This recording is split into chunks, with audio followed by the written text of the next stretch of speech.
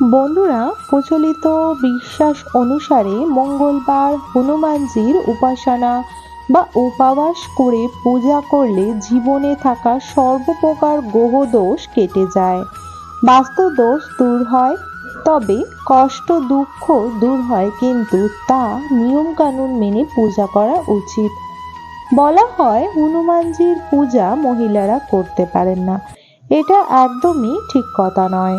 হনুমানজির পূজা মহিলারাও করতে পারে, সেটি তার গৃহে এবং মন্দিরেও সে নিজের নামে পূজা দিতে যেতে পারে। কিন্তু পুরোহিত মশাই মন্দিরে পূজা করেন, সেই মন্দিরের হনুমানজিকে ছোঁয়ার একদমই নিয়ম নেই বলে মান্য করা হয়। কিন্তু হনুমানজিকে যদি হনুমানজির ফটো রেখে আপনি আপনার গৃহে পূজা করতে চান, তাহলে আপনি পূজা করতে পারবেন। কিন্তু মান্য করা হয় যদি হনুমানজির উপাস কোনো মহিলা বা পুরুষ উপবাস করে পূজা দেন, বা কোনো আপনি মনস্কামনা পূর্ণর জন্য পূজা দেন, বা জীবনের সাকসেস উন্নতি বা কষ্ট দুঃখ দারিদ্রতা জীবনে থাকা আপদ বিপদ থেকে রক্ষা পাওয়ার জন্য যদি পূজা করতে চান, তাহলে আপনাকে করতে হবে সেই দিন ব্রহ্মচর্য পালন। সেই দিন ব্রহ্মচারী পালন করতে হবে। সেই দিন আমিষ জাতীয় খাবার একদমই খাওয়া যাবে না, নেশা জাতীয় দ্রব্য খাবার খাওয়া যাবে না। সেই দিন নিরামিষ আহার গ্রহণ করতে হবে, সাথে সেই দিন রাম নাম জপ করতে হবে এবং সেই দিন আপনাকে স্বামী স্ত্রী সম্পর্ক থেকেও দূরে থাকতে হবে বলে মান্যতা করা হয়। তাহলে সেই দিনের পুজো আপনার সম্পূর্ণ হবে এবং আপনার পূজা হনুমানজি স্বীকার করবে এবং এতে শনি গ্রহ দোষও কাটে। এতে পরিবারের সাথে সুখ শান্তিতে জীবনযাপন কাটানো যায়। বন্ধুরা, হনুমানজির পূজা করলে জীবনে থাকা সর্বকষ্ট দুঃখ জ্বালা যন্ত্রণা রোগ ব্যাধি থেকে যেমন মুক্তি পাওয়া যায়, তেমন জীবনে প্রচুর পরিমাণে সাকসেস পাওয়া যায়, অর্থনৈতিক উন্নতি ঘটে এবং জীবনে থাকা সর্বকষ্ট দুঃখ দূর হয় এবং ঘরে থাকা নেগেটিভ জিনিস দূরে সরিয়ে দেয় হনুমানজি। তাই হনুমানজিকে পূজা করা হয়।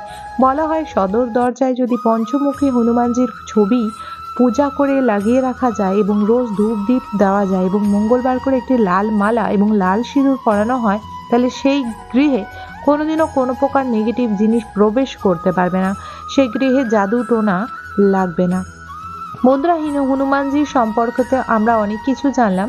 এবার জেনে নেব হনুমানজিকে কি মালা পরালে আমাদের জীবনে সর্ব দুঃখ কষ্ট দারিদ্রতা দূর হবে, পুরনো শত্রু এবং গুপ্ত যে শত্রু তার বিনাশ হবে, জীবনে থাকা এবং জীবনে চলার পথে সর্ব যে বিপদ আপদ সংকট আসে সে থেকে রক্ষা দেবে এবং জীবনে থাকা সর্বপ্রকার যত প্রকারের রোগ ব্যাধি জ্বালা যন্ত্রণা আছে সেই থেকে মুক্তি দেবে। বন্ধুরা, আপনারা চেষ্টা করুন প্রতি মঙ্গলবার দিন হনুমানজির পূজা করা। যারা চাকরিজীবী বা যারা ব্যবসাজীবী, আয় ইনকাম হচ্ছে না, মনে হচ্ছে আপনার জীবনে চলার পথে প্রচুর পরিমাণে বাধা আসে, যারা রোগব্যাধিতে ঝুলছেন এবং জীবনে থাকা দুঃখ কষ্ট দারিদ্রতা যাচ্ছে না, তারা অবশ্যই হনুমানজির একটি ফটো রেখে ঘরে আপনারা পূজা করুন এবং সাথে আপনারা পূজা করুন মন্দিরে গিয়ে মঙ্গলবার করে।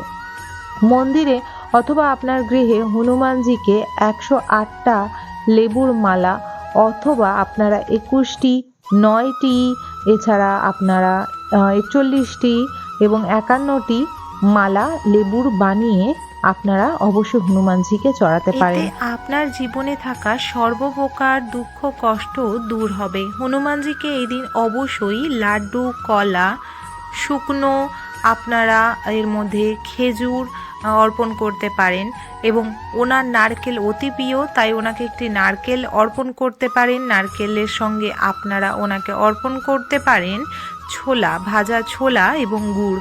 বলা হয় যারা জীবনে সাকসেস পাচ্ছে না এবং জীবনে দারিদ্রতা দুঃখ কষ্ট আছে, তারা অবশ্যই হনুমানজিকে পান অথবা গুড় ছোলা ভোগ নিবেদন করলে হনুমানজির আশীর্বাদে তার জীবন ভরে উঠবে। হনুমানজির ফটো যদি আপনারা নিয়ে থাকেন, সেই ফটোর মধ্যে চেষ্টা করবেন রাম সীতার ছবি যেন থাকে, এতে হনুমানজি অতি প্রসন্ন হয়। যেখানে রামজি থাকে সেখানে হনুমানজি থাকে, তাই রামজির ফটোর সঙ্গে হনুমানজিকে রাখা খুবই ভালো।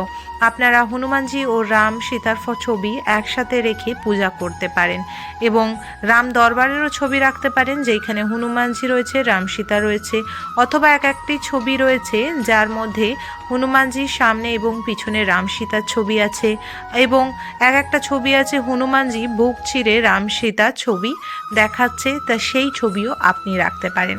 হনুমানজি পূজা করার আগে অবশ্যই গণেশজির পূজা ছাড়বেন। বলা হয় সিদ্ধিদাতা গণেশজির পূজা কিন্তু আগে করা হয় সব কিছুর ক্ষেত্রে, বিয়ে, কোনো শুভ পার্বণ বা কোনো পূজা পাঠের আগে গণেশজির পূজার পর সব দেবদেবীর পূজা হয় এবং তারা স্বীকার করে। তাই অবশ্যই করবেন। মঙ্গলবার করে চেষ্টা করবেন আপনারা চামেলির তেলে প্রদীপ অর্পণ করতে হনুমানজির সামনে। মঙ্গলবার করে হনুমানজিকে অবশ্যই আপনারা অরেঞ্জ কালারের মেটে সিঁদুর অর্পণ করবেন বা সেই সিঁদুর গুলে ওনাকে তিলক করবেন, এবং সেই সিঁদুরের সাথে সাথে আপনারা এই দিন ওনাকে পান অর্পণ করবেন। এতে আপনাদের দুঃখ কষ্ট দূর হবে। বন্ধুরা, বলা হয় যে আপনারা যদি কোনো হনুমানজির মন্দিরে গিয়ে 108টি লেবুর মালা অর্পণ করতে পারেন, এতে জীবনে সব প্রকার সুখ যেমন প্রাপ্তি হয়, তেমন জীবনে থাকা আপনার যতই বড় রোগ হোক না কেন 3টে মঙ্গলবার করলে সেই রোগ থেকে বিদায় দেয় হনুমানজি।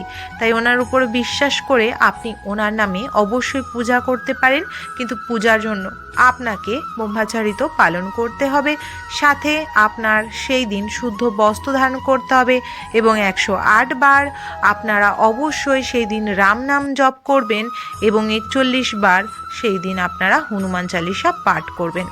বন্ধুরা, এতে আপনার জীবন অনেক সহজ সরল হবে, জীবনে থাকা দুঃখ কষ্ট দারিদ্রতা মিটবে। হনুমানজির কৃপায় আপনার এই মর্তলোকের জীবন অনেক অনেক সুন্দর এবং আপনি যা চান তাই পূর্ণতা লাভ করবেন। আশা করি বন্ধুরা আজকের ভিডিও তথ্য আপনাদের কাছে অনেকটা সুন্দর এবং ভালো লেগেছে। যদি ভালো লেগে থাকে একটি লাইক করবেন, কমেন্ট বক্সে জয় হনুমানজি জয় অবশ্যই লিখবেন।